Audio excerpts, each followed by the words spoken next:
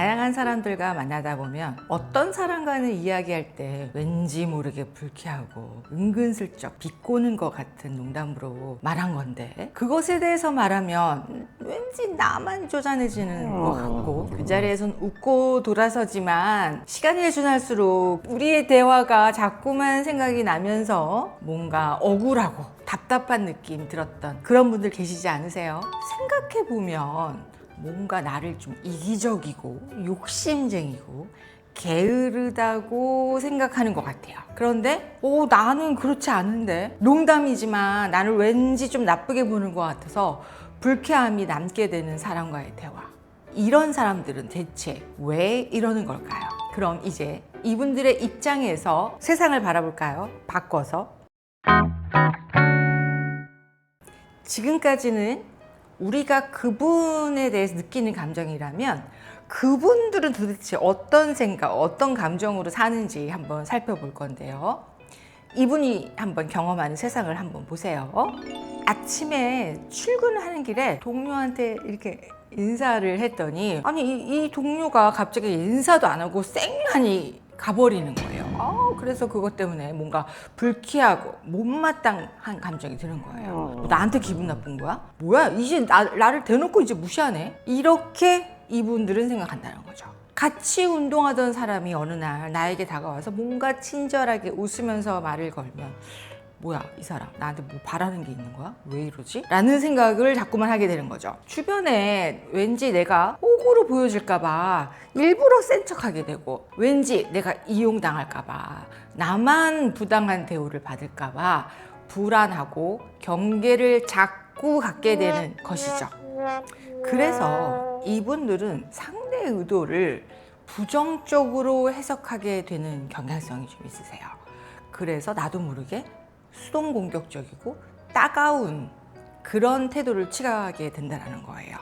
그러면서 나도 모르게 거리를 두게 되고, 그래서 사람들에게 은근히 까칠해라는 말을 자주 듣게 되기도 합니다. 이것을 속으로만 생각하고 겉으로는 완전히 감추며 웃음으로 자신을 감추는 분들도 훨씬 많아요. 물론 그걸 표현하는 분들도 계시지만요. 이런 분들은 MMPI 검사를 하면 6번 척도가 대체로 많이 올라가서 나오는데요. 올라가지 않더라도 깊은 대화를 하다 보면 편집증적 성격이라는 거를 알게 될 수 있습니다.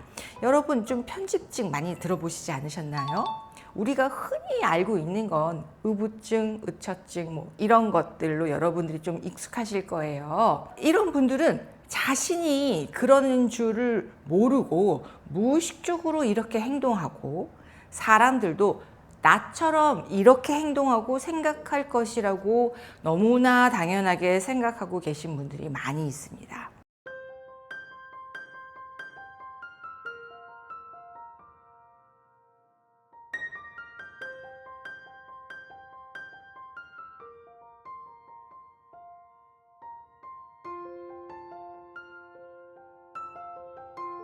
이런 분들의 공통점을 좀 본다면, 성장기에 어떤 상처를 받았거나 어려서부터 부모님이나 가까운 가족들의 성격이 비슷하게 피해의식이 높은 분들이 계실 가능성이 좀 높아요.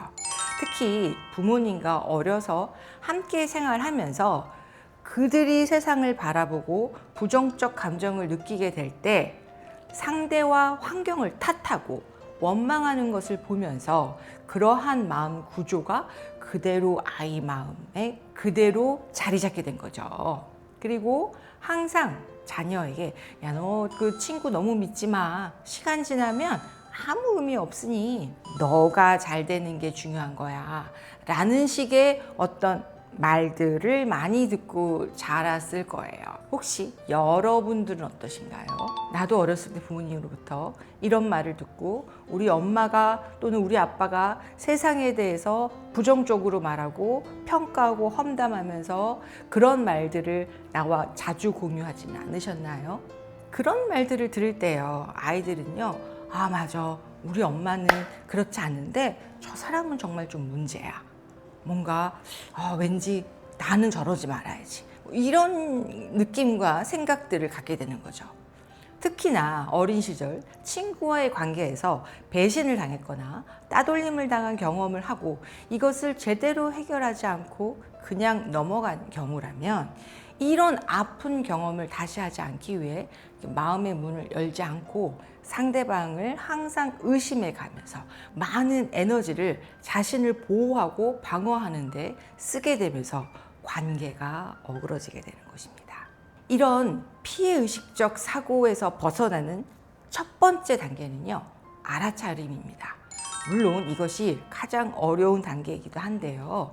왜냐하면 아까도 제가 말했던 것처럼 이분들은 자신만이 아니라 다른 사람들도 모두 나처럼 이렇게 행동할 것이라고 너무나 당연하게 생각하고 있기 때문이에요. 그래서 이런 것들에 대한 문제인식조차 하지 못하는 경우가 대부분이에요. 그래서 만약 내가 관계가 피상적이거나 힘들 때 주변에 마음을 터놓을 친구가 없고 유독 사람들로 인한 스트레스가 많다면 내가 혹시 사람들한테 마음의 문을 열지 않고 경계심을 많이 갖고 이러다가 내가 점점 피해의식적 사고를 넘어서 피해의식적 성격이 되는 거 아니야? 이런 생각을 한번 점검해 보실 필요가 있다는 거죠. 그래서 나의 관계에 이런 부분이 스트레스 요인이고 이것을 바꾸어야겠다는 문제 인식이 있다면 이것이 변화의 첫 걸음이 될 수 있는 것입니다. 그리고 어쩌면 용기를 내서 그래도 내가 솔직할 수 있는 사람에게 이런 상황에서 너는 어떻게 생각하고 어떤 감정을 느껴? 라고 한번 물어보세요. 물론 그 친구도 나처럼 생각할 수도 있지만요. 나와 다르게 생각하는 사람이 있다면 그분과 깊은 대화를 통해서 너는 이런 상황에서 나와 다르게 생각하는구나. 다 나처럼 생각하는 건 아니네. 이런 것들을 인식할 때 나의 모습이 조금 객관적으로 보이기 시작하게 될 거예요.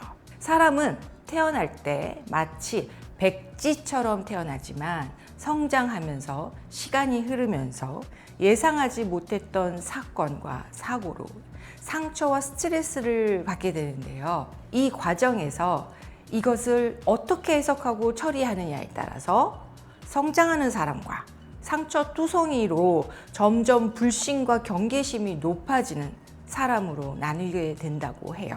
여러분은 이 두 부류에서 어떤 부류에 속하고 계시나요? 내가 이렇게 나를 뒤돌아보는 시간이 있다면 오늘 하루가 정말 소중한 하루가 되었을 겁니다. 네, 감사합니다.